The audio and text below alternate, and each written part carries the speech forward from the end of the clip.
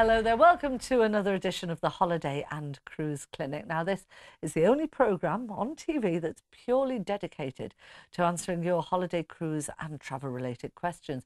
If you've got a question, if you've got a query, a little dilemma, here's how you get in touch with us. Now you can use Facebook and Twitter, just search Holiday and Cruise Channel. The website www.holidayandcruisechannel.co.uk, or by post, Holiday and Cruise Channel, Cavendish House, Brighton Road, Liverpool, L22 5NG. Now let's face it, we all need a bit of time out, don't we? Now whether that's standing on a cliff top gazing at a gorgeous garden or delving into the past lives of our literary and our military heroes, there's always a time that you need a little break. And if that started to sound a little bit angelic, well, you'll be delighted to know that today we're discovering a destination that won't require a plane, it won't require a cruise ship, anything much really to get to. It is the southeast of England. Now, it aims to offer a really welcome escape from all the hustle and bustle of daily life. Just think of iconic natural landscapes, things like the South Downs or maybe the New Forest. And here to tell us what the southeast region of England has to offer us as a holiday destination is the Market and PR Manager for Tourism Southeast. It's Carol Plunkett. Carol, great to have you with us today. That was a bit of a mouthful, all that lot, wasn't it? Yeah, thanks for the good introduction. Oh, it's an absolute pleasure. And I mean, the southeast of England is somewhere that I go to London for work. I go to London on business, and I visit my daughter in a place called Collingbourne Deuces in Wiltshire, I think it is. And that is about my knowledge. Can you just give us a little tour of where is the southeast of England? I know it's at the south and the east, but where are some of the iconic places or some of the well-known areas? Well, it's the 9 counties that wrap around London, basically. Right. So if you think of Kent to the east of the territory, and then you work your way across through east and west Sussex, you come to Hampshire, you've got the Isle of Wight off the bottom there. Right. And then you've got Surrey, Berkshire, Buckinghamshire and Oxfordshire. So those 9 counties wrap around London. Those are the closest to London geographically. Right. And in terms of visitors, it is the second most visited part of the region outside of London, purely because of the easy transport links and because of all the wonderful things we've got for people to enjoy while they're there. All right. So is the southeast a very popular destination for holidaymakers? Definitely. For visitors, it is the second most popular place to come outside of London. And for domestic visitors, then it is the second most popular place after Devon and Cornwall, I think. Oh, right. So, yeah, very popular. And we've got some of those most iconic places that people love to go to, like Windsor with Windsor Castle and Oxford, Brighton and Portsmouth. So we've got plenty of the sort of must-see places that people want to spend either a weekend in or a whole week. Right. Now, whenever I go to visit friends in London, I always notice it's a bit warmer. Is there any truth in the rumour that the south, and maybe the southeast in particularly, has a different climate from up north? Oh, yes. I came up from Southampton this morning. I would say there's quite a difference in temperature as you get north, but the southeast is probably the warmest part of the whole of the UK. Right. And in fact, Eastbourne claims to have the most sunshine on record for any summer period. Oh, wow. Hottest temperatures in the summer by midday are around 30 degrees. Hottest recorded temperatures. But we do tend to get weeks of sunshine, and it makes it then a really wonderful place just to come to our beaches, come to our sort of forest walks and just enjoy, you know, those warmer parts of the climate, really. Yeah. Now, it's said that, I think I'm right in saying there's something like 8.5 million people live in the southeast, more people than in any other area of Britain. Yeah. Does this make it mainly an urban sort of area, or other it sounds like it, doesn't it? Yeah, we are sort of condensed into small areas, but actually we have 2 national parks. One is the New Forest, which is very well known, and the most recent one is the South Downs National Park, which runs 100 miles from Winchester in Hampshire right the way down to Eastbourne on the coast there. Right. And on top of that, we have the most areas of outstanding natural beauty in the country. So we have places like the Chilterns, for example, and the North Downs. And it just tends to be a lot of wide open spaces. So when you go, you've got the Cotswolds to the northwest of our region.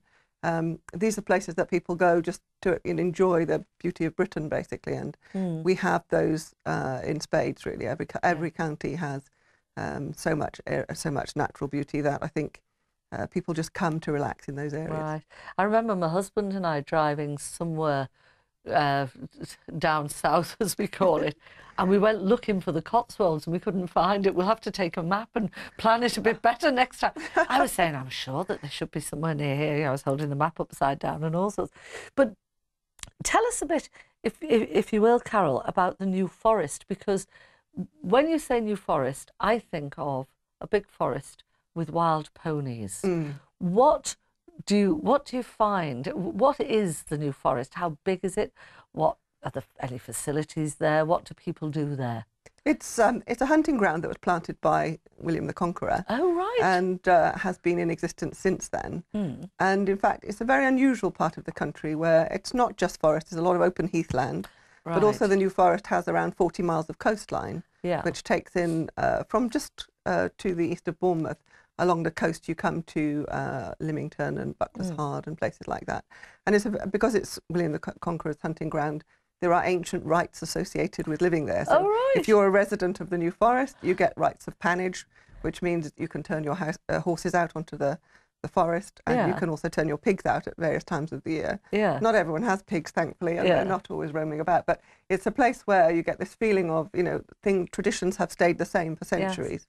And it has lots of, really unusual and interesting tourist attractions. So, for example, while you've got the sort of family fun theme parks like Paulton's and so on, you've got places like Bewley, which is the National Motor Museum. Oh, right. And because within the forest you've got a lot of camping sites and a lot of hotels and wonderful restaurants and so on. It's a very good summer holiday place, and people tend to go along the coast, stop in at Bewley for a few hours, and that tends to be a popular place because it's got the James Bond exhibition at the moment. Oh, wow. Talk to you about Have you seen Skyfall? I haven't. It's on my list. I'm not going to tell you what happens. It is stunning. I'm told it is the best one yet. It is, I thought. And if you're a Daniel Craig fan, well, of course. How could we not be a Daniel Craig fan? So, yes, so the Bond fans tend to head for Bewley, and also the Top Gear fans. So for men, it is just one of those must-see kind of places. Now, you see, you've opened my eyes, because I never connected all of that up with the southeast. Yeah, that's absolutely brilliant. No, you can become very entrenched in your own area and forget about somewhere that is on your doorstep because it's in your country. You don't have to travel for hours and hours and hours to get to it. Can I ask you now? I might make myself sound really stupid here. Does the sort of River Thames and places like Hampton Court, is that the area that we're talking about? Yes, Hampton Court is the closest to London, I guess. And the River Thames runs about 75 miles through the region from just north of Windsor around to Oxford. So along that route, you've got all the beautiful places that people would visit, like Windsor itself with its castle, which is obviously the Queen's weekend residence. And obviously this year they've had wonderful pomp and ceremony with the Diamond Jubilee. And now the Royal Baby. It's going to be very exciting. Oh, it's going to be lovely. So yeah, they get, obviously that is a really wonderful palace to visit because you've got all of the state apartments, but you've also got personal collections like Queen Victoria's dolls houses and things like that. Very wonderful places to see, and St George's Chapel. It's funny because when you said that, a year or two ago, I was working at a TV studios near Hampton Court. And I used to stay in a bed and breakfast on a place called Tag's Island, which is an island with houseboats. And I thought, I'm staying here and it's the most beautiful place I could imagine staying. And that's sort of, that's the nearest to London, as you've just said, but in the southeast. And the Thames, and you'd wake up each morning and there'd be Muscovy or whatever you call them, geese or ducks, outside your bedroom window. And it's just a beautiful area. I did a river cruise a couple of weeks ago, and it was a day like today, bright and sparkling. And, when you get on the water and you see the iconic, Windsor Castle from the water, it's just an amazing view. And as you sail down the water, in and out of locks and weirs and so on, you've got herons and you've got kingfishers, and it's a world away from London, and yet you're sort of less than an hour from the centre of London. Well, it's like Richmond Park with the deer. Yes. And the flocks of parrots. Yes. And parakeets. How strange is that? It is just brilliant. It's such a lovely area. Well, I'll be back with you in just a minute because we're going to be exploring more of what the South East has to offer in just a few minutes. Let me just remind you, though, about this. It's our very handy cruise guide. If you like the idea maybe of taking a cruise holiday from the southeast of England, well, this guide, it's got the answers to all the common questions that you might be answering. It's free of charge. Call us on 0871 422 34444. Those calls will cost you 10p a minute from a BT landline. Obviously, calls from other networks and mobiles, they'll vary, or you can request a copy through the website. It's www.holidayandcruisechannel.co.uk. Now, while maybe you're giving us a call to get a copy, we're going to take a quick break and we'll see you back here in just a couple of minutes.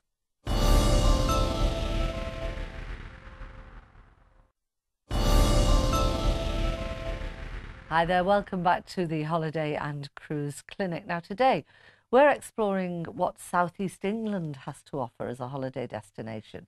And if you've got a holiday or a cruise or travel related question, here is how to get in touch. Facebook and Twitter, you just search for Holiday and Cruise Channel. The website is www.holidayandcruisechannel.co.uk. And by post, Holiday and Cruise Channel, Cavendish House, Brighton Road, Liverpool, L22 5NG. Now, Carol Plunkett from Tourism Southeast is still with me. What a mine of information you are. I think, gosh, you don't half know your product. It's great. Can you give us just a brief idea, a flavour of what each of the counties has to offer? Sure, and they're all very different. I think that's very interesting that the character in each county, you know, gives you a completely different impression of Britain. And when I saw the opening ceremony of the Olympics, for example, that sort of Danny Boyle, you know, quirky Southeast England certainly does get reflected in our counties. So, for example, in Dover, you've very much got a sort of Dickensian feel, particularly around the Medway towns in the north. The new Great Expectation movie is just out, and those Kent marshes just really give you that flavour of old Dickensian times. And there are lots of trails you can do along there. There are lots of attractions related to Dickens along that coast, and festivals and things that you can get involved in as you go around. But Kent is really very well known for castles and gardens. So, you know, you've got Leeds Castle, which was where Catherine Parr was, it was built for Catherine Parr by Henry VIII. Oh, right. And it's supposedly the most beautiful castle in the world. And you've got Hever Castle, where Anne Boleyn was raised. And those castles tend to be very iconic. People want to go visiting when they come along and visit the local gardens. But of course, you've also got places like Dover with its white cliffs. You know, that's the iconic part of Britain that all international visitors know. And then moving along the coast, you get places like Hastings, where the 1066 battle happened. And Hastings itself is a sort of old smuggler's fishing port. So it has a nice sort of fishing history that's worth exploring. But you can go to the battleground, you can see the reenactments and get a flavour of those Norman castles along the coast, from Pevensey along to Lewes and then along to Arundel, where if you like, you know, Norman castles, you can do a whole trail on that front. But as you come along the coast, you're still following the White Cliffs. Eastbourne has got the Seven Sisters just outside of it. And as I said earlier, that's the sunniest place in Britain, supposedly. Eastbourne is a nice Victorian seaside town. And as you come along East Sussex there, you've got Brighton itself, and Brighton being one of the most iconic cities in the country. It's very unusual. I don't think there's another city I've ever been to like Brighton. Full of buzz and excitement, and you know, they've got that wonderful palace, the Royal Pavilion, which nearly bankrupted the country when it was built. It looks like a wonderful Indian palace like the Taj Mahal, but inside it's all chinoiserie and gold. Very, very beautiful. But Brighton itself is a very modern, buzzing city with lots of nightclubs and, of course, its wonderful iconic pier and so on. And Sussex tends to be a blend of that sort of modern with the old traditional sort of antiques trails. You know, you can go up to Petworth and Lewes and find those wonderful market towns where things seem to be preserved for, you know, for centuries, really. You obviously love your job. Are you from the southeast? I live in Hampshire. And Hampshire, I've lived in Hampshire for 40 years or more. And Hampshire itself has a particular flavour because very much a naval area with Portsmouth. As I say, the historic dockyard in Portsmouth has got HMS Victory and the Mary Rose. And this year, the Mary Rose, which was raised back in the 1980s, Yeah. you can now see the hull of it for the first time. And that was King Henry VIII's ship. So you can imagine seeing a ship as old as that. Wow. You'll be going inside it. There'll be lots of virtual tours as well. And Wasn't this it year, 2013. preserved because of the seawater? Yes. Wasn't Prince Charles very instrumental in having that raised? He was. And yes, well, because Portsmouth is the naval, the home of the Royal Navy, then the royal family have always been very involved with Portsmouth itself. But Portsmouth itself is a very vibrant city. It's got a spinnaker tower, which is 170 metres high, and you can go up and see the whole coastline, you know. So when you go there, you get a real flavour of sort of modern, mixed very well with the ancient. What about, isn't there a D-Day museum somewhere? There's a D-Day museum, and in fact, Hampshire has something like 26 museums across that part of the region related to various wars or regiments and so on. And 2014, I think, is the anniversary of World War I, and that's when those museums will really come into their own, because there'll be a lot of activities and ceremonies around World War I commemorations. Right. Which is your favourite area of the southeast, Carol? Very interesting. I have a few favourites. Winchester is a particular favourite because I love the sort of, it's a very interesting town with sort of, at the moment, got a beautiful Christmas market. It has a wonderful cathedral, which is the place where Jane Austen's tomb is. And I'm a big literary buff. So a few weeks ago, I did a Jane Austen trail and went up to Chawton, which is about 20 minutes north of Winchester. And there, you feel like you've gone back to the 17th century. You know, you walk in to, you could be going up a driveway dressed in a long dress, and you would be that woman, you would be Jane Austen. Her mother and sister are buried in a little graveyard there, and she and her mother moved to Chawton, back to Chawton. She was originally from Hampshire, after her father died, and she there wrote her 8 books that are most famous. Pride and Prejudice next year, 200th anniversary of it. So it's going to be a lot of celebrations in the region. Can't believe it, can you? No. Well, now that the Olympics and the royal events are over, is 2013 going to be a quieter time to visit the southeast? Well, as I just said, there's going to be a lot of activity around Jane Austen next year. Dickens as well continues to be very popular. He's just had 200 years of since his birth, and we'll be having lots of other celebrations around. Obviously, the royal baby will bring Winchester back to the Windsor back to the fore. Yes. So no, it's not going to be a quieter year, but I think it'll be much more a sort of film and literary flavour. Isn't it C.S. Lewis or Tolkien? That's right. In Oxford itself. Oxford, yes, both of them studied in Oxford and taught in Oxford. And it's 40 years since the death it's 40 of years Tolkien. since, yes, 40 years since the death of C.S. Lewis, and 50 years since Tolkien. And they were close buddies, so you can tour Oxford and see all the watering holes and places that they enjoyed together. And those kind of tours will be really popular this year. Harry Potter is already very popular in Oxford. And What sort of festivals? I mean, I always loved the idea of seafood festivals, for example, actually in a place that is a working fishing port. Are there any of those that Absolutely, happen? yes. Hastings, I mentioned earlier, every October has a seafood and wine festival. Oh, right. Because people don't always realise that, English wines nowadays are really very well accepted. Right. Particularly even by the French. They're starting to realise that we have the same growing conditions, the same climate, same chalk escarpments to grow them on. And yes, English wines are really coming to the fore. So you can do a seafood and wine festival at Hastings. Over at Whitstable, they have an oyster festival. And again, that's what north month is North that Kent. normally?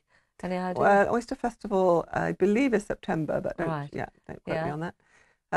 So yes, all along the coast, food is becoming a lot more, prevalent. In Hampshire, they have a Hampshire fair during July, and all of the food that are grown in the region and produced in the region is sold in markets and have sort of festivals in the evening and that kind of thing. Oxfordshire, particularly as well, is very well known for its food. So, do you have anyone at your South East Tourism Department headquarters or whatever to guide someone? Because you've whetted my appetite. I feel like getting down there because it sounds wonderful. But there's so much choice. Yeah. Is there any help available? We have a website, which is visitsoutheastengland.com. Yeah. On that website, you will find each of the 9 counties in full detail. Right. And lists of events and places to get information about guided tours or visits to different parts of the region. And, one of the things that we really do benefit from is the amazing transport link. You know, Right. in an hour from London, you can be down in Brighton or Hastings or Oxford, or, you know, and you're not far then from the Cotswolds. You can get down to the New Forest in an hour and a half, 2 hours. So you can actually, I mean, judging by the motorways nowadays, would you say, Carol, that it's as easy, or in some cases easier, to use public transport to get around the southeast and back to London? Yes, there are very many direct routes from central London. For example, Waterloo to Winchester is an hour, and down to Southampton, down to Portsmouth, an hour and a half at the most, really. And I think more people are very conscious of not wanting to drive, or just to have that breakaway without the worry of, you know, where to park the car. And, yes.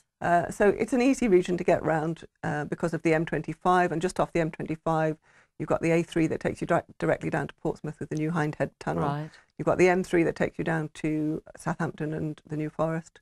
And you can get up to Oxford on the M40 in an hour. So and there are lots of bus routes as well. Yeah, it sounds really, really good. And thank you very much indeed. I mean, that's another place that I'm going to have to put on my list of places to go. Let me just give you a quick reminder about our handy guide here, the first time guide to cruise holidays. If you want a copy, all you have to do is call us on 08714234444. Those calls are 10p a minute from a BT landline. Other networks and mobiles vary, obviously. Now, you can also get a copy absolutely free of charge via the website, www.holidayandcruisechannel.co.uk. Well, sadly, that's all we've got time for on today's edition of the Holiday and Cruise Clinic. My thanks again to Carol Plunkett from Tourism South East. That was absolutely brilliant, Carol. Thank you very much indeed. It sounds a wonderful area to visit.